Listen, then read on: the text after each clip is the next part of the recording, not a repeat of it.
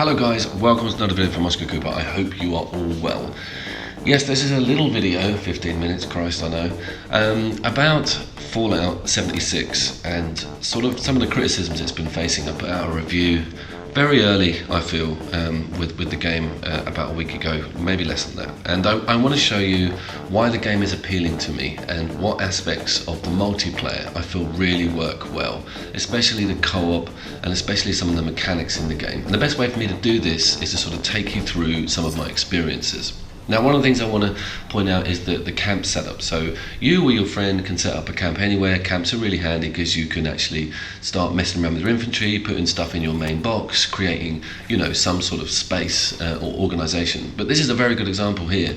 We were actually busted at my camp by a horde of white, mangy, rabid, pup rats. Okay, there's a shitload of them, and they just came flying in when we thought we were just safe. It was a bit crazy, a little bit non-scripted, and as you can see, I was the one that was picked on by the rats, and yeah, it got really hectic. And you don't want to get bitten by these things because you'll get a disease. We'll go into that a little bit more. So they are pretty damn dangerous. Anyway, we deal with them all. My mate is up on the thing, completely escaped the whole thing. I didn't get a disease, thank God. Anyway, I think it's over. It's not over. Right behind my friend turns up a mole miner foreman who's got like a Freddy Krueger claw, and I'm like, holy shit, he's rank 22. He's just popped out of nowhere. Remember, we're just trying to set up camp, but we haven't even started our mission yet, and he is already trying to ruin our day. So I wanted to show that example straight off the bat because it's kind of the blueprint to how this game works and why this game is so much fun in co-op, and really why I'm having that much fun with it. So my story starts with me being online before my friend, and I'm in a lobby or a map, and I can see that it's notified me that there's a wanted player. Now, a wanted player is someone who has antagonized either a few players and killed people, and obviously there's now a price list here, just like GTA. GTA does it really well.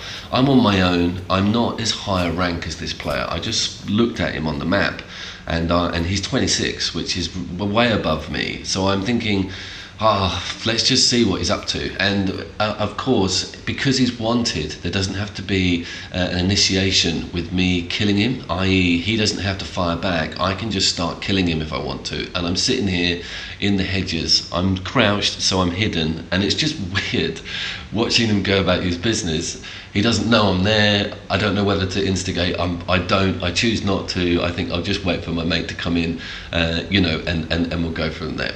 Anyway, okay, so let's get back to the whole camp setup and the reason why they're so important. And what I like about them is that your turrets, you can build turrets around the camp, and they'll always be there when you next go back in. And a good example here is how handy they are. Is I went back to a camp, and there's a giant cave cricket actually attacking one of the turrets. If these turrets weren't there, that thing's rank 30. Look how distracted by the thing it is. That's probably a glitch out, Bethesda, we love you. But that's just another. So we've had rabid white rats and a giant cave cricket attack my base up here in the mountains already, and that was just mad. I was like, wow, that was just so weird, and it ranked me up as well. Never seen that enemy before. Grabbed the meat, obviously, gonna cook that up later. Anyway, Barto comes in. I'm like, Barto, come and check out this giant cricket that I've just killed. How wicked is that?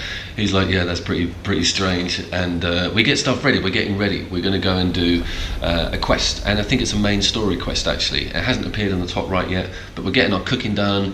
We're comparing our weapons. We're doing a bit of trading. We're basically getting our shit together to go off on our merry adventure. To which we do, but we visit my friend's camp first. And I don't know if you remember that the footage I showed you when there was that wanted guy was around.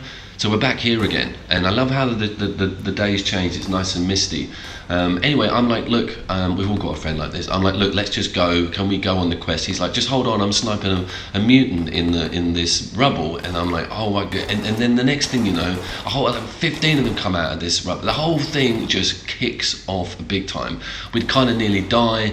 I have to get my machine gun out. I never get my machine gun out. I'm always just coping with my normal weapons. I get set on fire. fire, I get through loads of grenades. It was a situation that escalated from just a tiny little sniper shot to the back of the head of one mutant. The next thing you know, we've got a horde of them. They're coming at us, we're using valuable ammunition. Remember, we haven't started the mission yet. So the mission is now up in the top corner. It's called Signal Strength. We're just really getting stuff together to make our merry way on, and this kicks off, which is great. This is why I love the game so much. I get my ranged pistol out, I really start pulling rank, and Barto sets up his turrets at his camp. Stroke of genius. Anyway, we're off now. We're finally off. We're up into the mountains. We're going to an area on the map that we don't have markers on. So what that means is that we have to manually walk there, which is good. I love that, because you'll find all kinds of different locations, on the way. We're kind of just sorting out our infantry. We're getting stuff together. I am trying to reduce the weight so that if I find new loot or cool loot, I've got space for it. We've built a new camp here, which means that we can spawn to this point without it costing any caps. Fast travel can cost you caps if you go a great distance. And of course, we're trading, getting our outfits sorted out, because if we're going to go exploring up in the mountains, we're going to wear some cool outfits. And my friend gives me a bandana, which is really cool. And yeah, we set off. Not 2 minutes into us going up to this destination, notice that we're still on Signal Strength, we're still on the mission. We run into a deathclaw. If you know the series, deathclaws are one of the most formidable enemies in the whole Fallout series. They're notoriously hard, and this one is rank 21, so he's well above our capabilities, but we're gonna take him down anyway. We're determined to.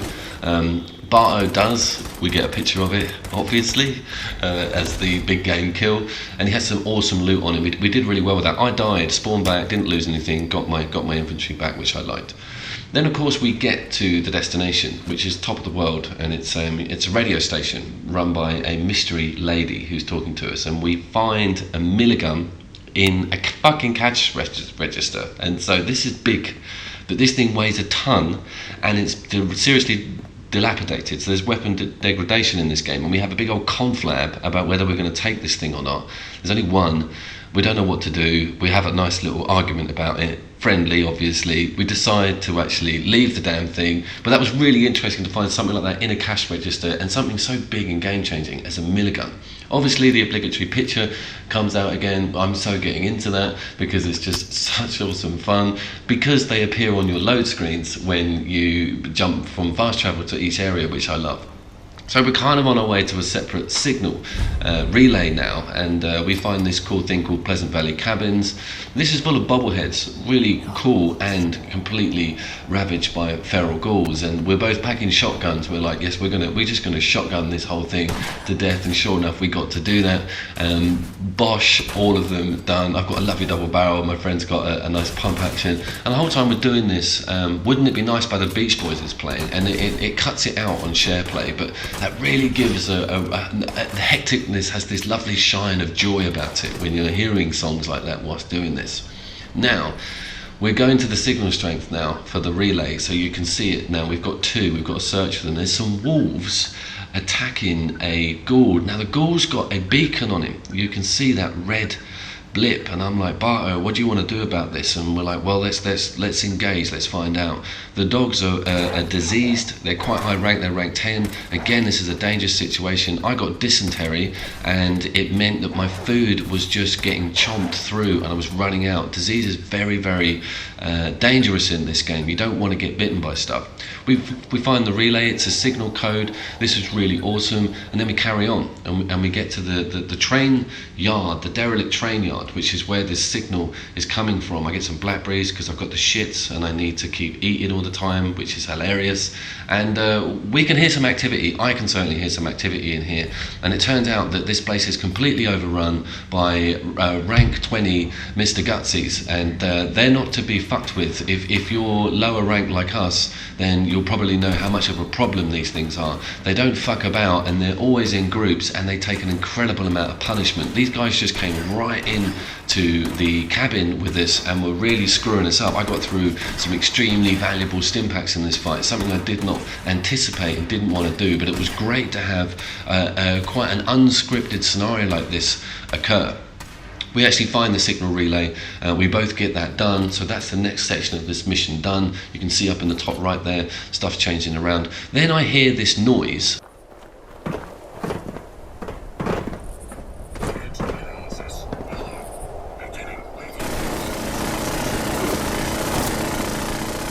Now that's a sentry bot. That's a very, very formidable enemy, and shit is flying around all over our heads. Now sentry bots have an overheat mechanism, and they will stop and have to cool down. This is my goal. This is a rank 30 sentry bot. This is my golden opportunity to spam it with grenades, which I thought was great fun. And look at his health. I'm actually having damage on him. Our weapons would just not touch it, and the whole time we're like, what's this guy going to drop? What is he going to drop? We need to take him down. A game of cat and mouse ensues. We managed to get him knocked down. It took ages, but it was great to finally get that happen. And my mate's like, don't go near him, don't go near him, they blow up. I'm like, really? He's like, no, maybe not. But then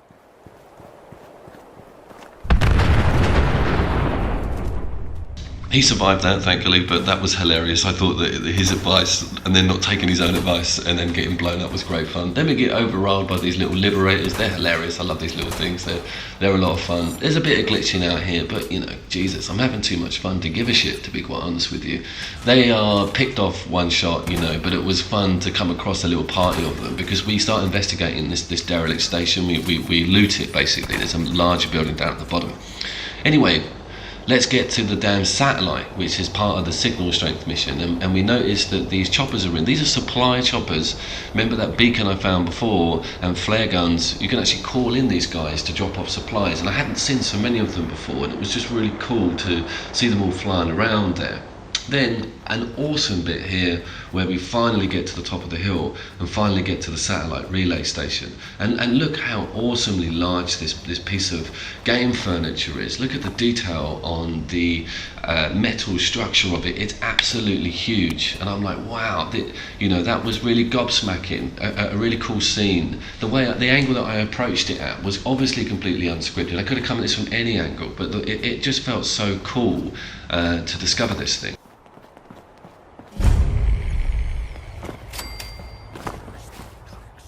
There's then a slightly smaller satellite station next to it, or relay station next to it, and then we were like, okay, well, this is the next section of the mission, and we instigate that, and there's a horde of danger, Will Robinson robots coming around the corner. And when I say a horde, I mean, I'm not kidding here. Look at them further down the hill. There's probably about, I don't know, 5 to 10 of these things, and one of them's ranked 26, and we get to him in a minute. But I'm like getting them grenades going. Barto's like, yes, let's just take these all down. It gets quite grueling, this firefight. I've been using stim packs this whole mission, and you know, we kind of get pushed a little bit here. If it wasn't for me packing, I think I've got like 20. I'm down to 12 now, 12 grenades. I don't think we would have got through it as easy, but it was really cool to have yet another enemy type and in a group just come bowling towards us again when we were expecting the next section of the mission, and not to be overrun by robots. It was really cool, and I want this video to emphasize the ragdoll physics, that emphasise the variation and enemy that we're getting when we're playing this game. And one of the other cool things that happened just now as well, do you remember that rank 26 guy? Well, he's still going. We can't see him at the moment, but there he is. There he is, the poor guy. He's still going. Danger, Will Robinson. He's like still coming at us, bless him. And we're just like, I genuinely feel sorry for. I got robot remorse here on this. I'm like, Jesus, the poor guy. I mean, he really is doing his job as an AI, bless him. We tag team him and kill him in the dirt like a dog. I feel terrible. Ranked up though, and he had 2 stim packs on him. I love this bit. This is like, my mate was like, come over here and have a look at this. It was like a Mad Max style super mutant base, and they had these flames coming out the top. I wanted to include that. That was very close to the mission destination. We're at the mission destination now, thank God, guys. And just before we're about to go in, I'm like, there's some ticks. Now ticks, I remember them at the start of the game. Actually, I came across some, but this one won't leave me alone, and I'm like, damn, and I can't VATS him properly. There's always sometimes some enemies just manage to avoid it, and he sucks. My blood is disgusted, and you can see it all inside of him, and I'm like, man, this is really grossing me out. Of course I'm gonna catch a disease. It's a foul tick. I'm shitting myself that I'm gonna get diarrhea again, but we managed to put him down. Now I wanted to take you through all that because this game is brilliant in co-op. is absolutely brilliant. We had killer robots, we had giant crickets, we had feral ghouls, we had blood-sucking ticks, we had sentry bots, we had super mutants, just in one mission. Fallout 76 is worth a look, guys. Yeah, I had to do a tack-on add-on at the end because I realised I didn't actually cover any of the points that I stipulated at the start of the video, because this is a response video. I need to respond to the critics. There's 3 sections of critics about this game. First of all, there's the guys like me, the veterans, who love the Fallout series from Fallout 1 and who watched Levine at E3 talk about 76 and talk about the changes and talk about trying to put that universe online, and who were extremely skeptical and who still are extremely skeptical because of a number of reasons. One of them being its visuals are, janky as fuck. I'm not going to deny that. The second one is that the Fallout series should be experienced as a single player game and not shared, and that solitariness is part of the sell. And the third being that the series and its mechanics and the way that they've changed this is just a money grab, and that there's microtransactions in there, and it's not gonna it's not gonna be a game changer at all. Now, in the response to these guys, section 1 I'm going to call them, is that I know exactly what you're saying, and I went into this game, and in the opening 45 minutes I was like, this is terrible, this game's terrible, and it's not made well, it doesn't play well, and it's ruined the Fallout experience for me. Once I got into the idea of it and actually got a friend in and started experiencing it with them, it completely let me see that universe from a different angle. It made me experience that game mechanic from another area of the room, if you know what I mean, and I saw it all in a different light, and that was a massive appeal, and it took time, but I now love it. I now cannot imagine, can you believe this, I cannot imagine experiencing the Fallout universe without that angle. It's so great in co-op, trading and taking down enemies and exploring and sort of going through these locations and finding these secrets and experiencing these cool side missions, which are huge. They are huge. The miscellaneous missions are absolutely, they're hour and a half long, and none of it's laborious. It's all awesome. So I would put this game to the side of the Fallout series as a completely new idea. They did it with Elder Scrolls and Skyrim, and it kind of, I don't think they had enough of a PR push, and I don't think enough people got involved with that, but again that worked, and again that was very good. So to those guys, to section 1, the guys like me, please have a look at this, but please do it with somebody else, and please just put aside your grievances with the visuals. Now, the next group of people are the people that have watched the footage, who don't really play Fallout and have just done a U-turn on what they've seen. That's absolutely ridiculous to start criticising a game that you've not actually played. I got 180 comments on this game in the latest video. I got 15,000 views in the first day. The damn thing just went crazy. And everyone was like, this game is shit. I've seen the videos. I've seen everything. It's janky. There's pop-in. There's frame rates.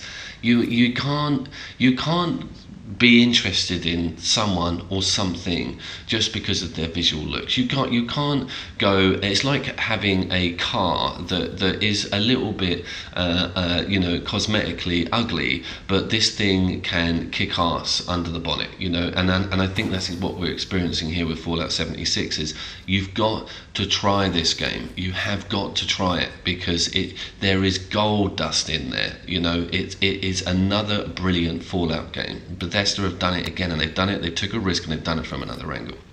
The third group, what I call the Fortniters, what they fail to grasp is that when you put a huge open world like this online, so when you have a GTA did an incredible job with it, because this is what this is compared to on a universe level, on a world building level.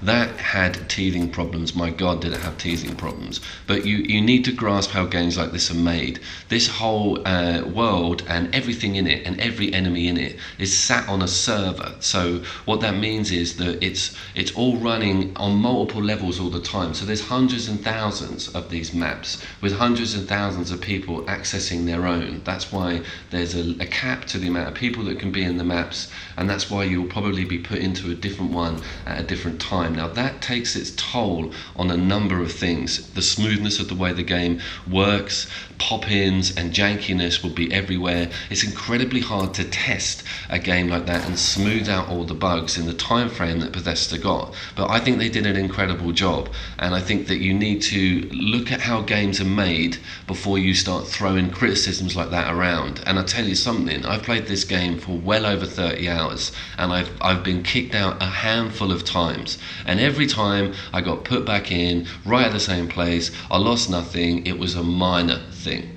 So yeah, I hope that's sort of given my position a bit more sort of a concrete angle, because I love this game and I'm going to be behind it the whole way. And I think people who don't like this game, A, should try it, and B, try it in co-op. So as always guys, see you down there. Keep in touch, give me some comments.